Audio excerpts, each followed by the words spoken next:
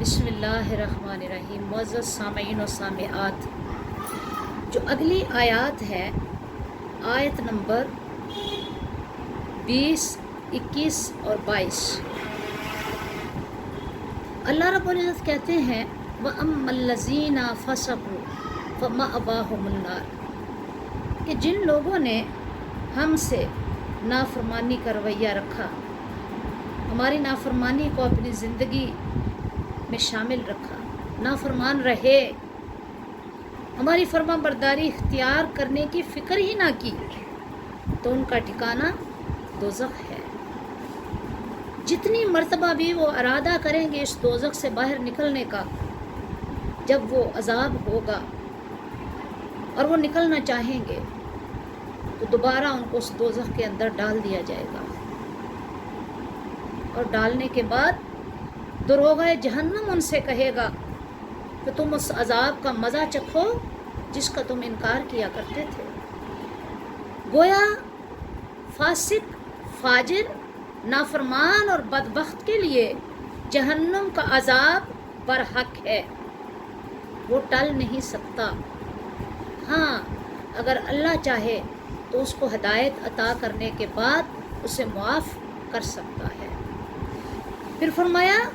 کہ ہم لوگوں اس حقیقت پہ غور کرو کہ جو نافرمان ہیں، جو فاسق و فاجر ہیں، ہم دنیا کے اندر بھی ان کو تھوڑا تھوڑا عذاب دیتے رہیں گے۔ اب یہاں پہ سامعین و سامعات یہ حقیقت سامنے کھل کر آ جاتی ہے کہ لوگوں کی، نافرمانوں کی زندگی کے اندر جتنی مصیبتیں، بیماریاں، رنج و آلام اور پریشانیاں آتی ہیں ان کے اپنے اعمال کی وجہ سے آتی ہیں، کیونکہ یہاں قرآن کہہ رہا ہے وَلَنُذِيقَنَّهُم مِّنَ الْعَذَابِ الْأَدْنَىٰ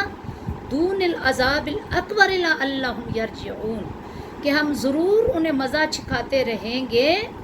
تھوڑا تھوڑا عذاب دے کر بڑے عذاب سے پہلے، کیوں؟ تاکہ وہ اپنے فسق و فجور سے اور نافرمانی سے باز آ جائیں۔ اب میرے دل میں خیال یہ پیدا ہو رہا ہے، میرا وجدان کہتا ہے کہ یہ جو کرونا وائرس کا عذاب ہے یہ بھی ان چھوٹے عذاب میں سے ایک عذاب ہے، اور یہ کیوں دیا گیا ہے کہ انسان کو یقین آ جائے کہ دوزخ کا عذاب برحق ہے، اور انسان کو یہ بھی یقین آ جائے کہ اگر اللہ اس عذاب سے بچائے نہ بچائے تو کوئی بچ نہیں سکتا، اور اللہ جن کو محفوظ کرنا چاہے تو اس عذاب میں کوئی انہیں مبتلا نہیں کر سکتا۔ تو فرمایا یہ مجرم لوگ، ان سے ہم بدلہ لیں گے، جس طرح انہوں نے دنیا میں ہمیں بھلا دیا، ہماری دعوت ان کے کانوں تک پہنچتی تھی لیکن سنی انسنی کرتے تھے، وقت کو ٹالتے رہتے تھے، نماز کا وقت گزر جاتا پس و پیش کرتے رہتے، ٹال مٹول سے کام لیتے رہتے، اپنی دنیاوی مصروفیات اور حاجات کو ترک نہ کرتے، دعوت حق سے اعراض کرتے، منہ پھیر لیتے، ہماری پرواہ نہ کرتے کہ جیسے انہیں ہمارے پاس لوٹ کر آنا ہی نہیں۔ تو پھر قیامت کا دن تو آ چکا، اب مزہ چکھو۔ کل دنیا کے اندر تم نے ہم سے منہ موڑ لیا، آج ہم تم سے منہ موڑ لیتے ہیں۔ من لقائہ فی مرۃ من لقائہ، فرمایا تمہیں شک تھا نا کہ قیامت نہیں آئے گی، تمہیں شک تھا نا یہ قرآن جھوٹ ہے، تمہیں شک تھا نا کہ یہ نبی سچا نبی نہیں ہے، تو آؤ میں تمہیں بتاتا ہوں۔ تم سفر کرتے رہتے ہو، تم یمن کی طرف جاتے ہو، شام کی طرف جاتے ہو، اور ان بستیوں سے گزر کر جاتے ہو جہاں پہ میرا عذاب آیا اور میں نے اقوام کو غرق کیا، تمہیں ان کے نشانات، کھنڈرات دیکھ کر بھی اندازہ نہیں ہوتا اور تمہارا یقین کامل نہیں ہوتا کہ ہم نے کس طرح سے ان اقوام کو برباد کر دیا، ہلاک کر دیا اور ان پر عذاب مسلط کر دیا۔ فرمایا تمہاری اگر آنکھیں ہیں تو اس حقیقت کو تسلیم کر لو۔ ہاں، جس کے پاس عقل سلیم نہیں ہے اور آنکھیں نہیں ہیں تو وہ کیسے تسلیم کرے گا؟ تو یہاں ان باتوں کا ذکر کیا، فرمایا بہت سی بستیاں ہم نے ہلاک کر دی اور ان کے رہنے والوں کا نام و نشان بھی باقی نہ رہا۔ آج وہ عبرت کے نشان ہیں، ان کی داستان بھی سننے کو نہیں ملے گی۔ ہاں، جنہوں نے ہماری فرما برداری اختیار کی، ہمارے ہو کر زندہ رہے، ہمارے رنگ میں اپنے آپ کو ڈھالتے رہے، ہماری دعوت سے منہ نہ پھیرا، ہماری دعوت کو قبول کرتے ہوئے ہمارے کلام کو سمجھنے کے لیے اور اپنی زندگی میں انقلاب لانے کے لیے محمد مصطفیٰ احمد مجتبیٰ صلی اللہ علیہ وسلم کی دعوت حق پر ایمان لائے، لبیک کہا اور رسول کا ساتھ دیا، قرآن پر ایمان لے آئے۔ ہاں، ان کے ساتھ دنیا اور آخرت میں بھی ہم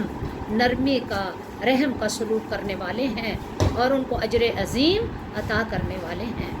تو لوگوں، یہ جو کھیتیاں، یہ جو چوپائے، یہ جو دنیا کی رونق تمہیں نظر آتی ہے، آخر اس کو کوئی تو پیدا کرنے والا ہے نا۔ اللہ اکبر۔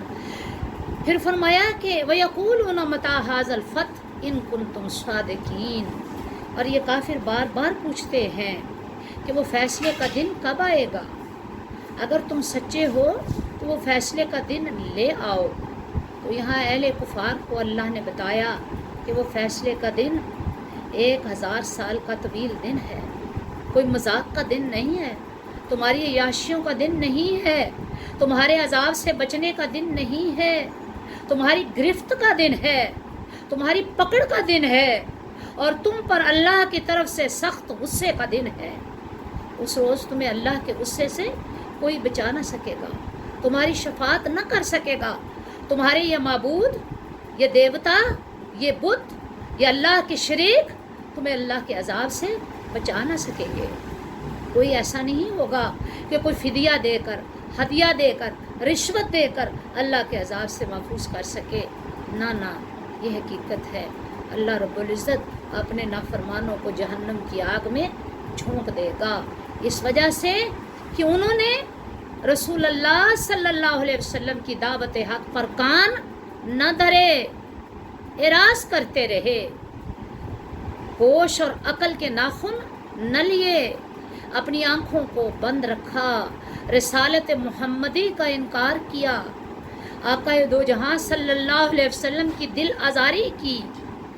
رسول کا ساتھ دینے سے انکاری رہے۔ تو آج محشر کے دن اللہ تمہارے لیے یہ دن بڑا سخت کیے ہوئے ہے۔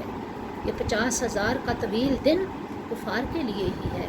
نافرمانوں کے لیے ہے، بدبختوں کے لیے ہے۔ پھر آخر میں فرمایا سورہ سجدہ کی آخری آیت، اللہ فرماتے ہیں کہ اے میرے محبوب، اے میرے نبی، میرے مصطفیٰ، ان کی ایمان نہ لانے سے آپ غم نہ کریں، آپ پریشان نہ ہوں۔ یہ ایمان اگر نہیں لا رہے تو ہلاکت کے گھڑے میں خود ہی گر رہے۔ آپ نے تو ان کو بچانے کے لیے کوئی کسر اٹھا نہیں رکھی، آپ نے تو ان کو باخبر کیا، کر رہے ہیں۔ میرے مصطفیٰ، اگر پھر بھی یہ باز نہ آئیں تو ان کے نصیب، پھر ان کو ان کے حال پر چھوڑ دیں اور ان سے آپ اعراض کریں، ان سے بچیں، نہ ان کی بات سنیں، نہ ان کے پاس بیٹھیں، نہ ان سے دوستی رکھیں۔ اللہ اکبر۔ اب یہ آپ کی نگاہ التفات کے، نگاہ فیض کے مستحق نہیں ہے، اس لیے کہ انہوں نے اللہ رب العزت کی طرف سے کیے گئے وعدے کو بھی جھوٹا سمجھا، آپ کی دعوت کو بھی جھوٹا سمجھا، قرآن کو بھی جھوٹا سمجھا، قیامت کے عذاب کو بھی جھوٹا سمجھا۔ تو اب یہ اس گھڑی کا انتظار کریں، وہ گھڑی آنے والی ہے جب ان کا حساب کتاب لیا جائے گا۔ وما علینا الا البلاغ المبین۔ اللہ رب العزت سے، اس مالک ارض و سما سے، اللہ جل مجدہ سے دعا کرتے ہیں کہ پروردگار عالم ہمیں دنیا کی اس زندگی سے فائدہ اٹھانے کی، دنیا کی اس زندگی میں ہمیں اپنا اور اپنے حبیب کا بننے کی، اپنی اور اپنے مصطفیٰ کی غلامی اختیار کرنے کی توفیق عطا فرمائے، ہمیں عقل و دانش کے خزانے عطا کرے تاکہ ہم اس کے پاک کلام کی ایک ایک آیت پر ایمان لا کر اپنی شخصیت میں، اپنی عادات میں، اپنے اطوار میں، اپنے اخلاق میں، اپنے شب و روز میں وہ تبدیلی لا سکے جس کا تقاضا اللہ اور اس کا رسول کرتے ہیں، اور جس کا تقاضا قرآن کرتا ہے۔ وصلی اللہ تعالی علی حبیبہ محمد وآلہ واصحابہ وبارک وسلم۔ السلام علیکم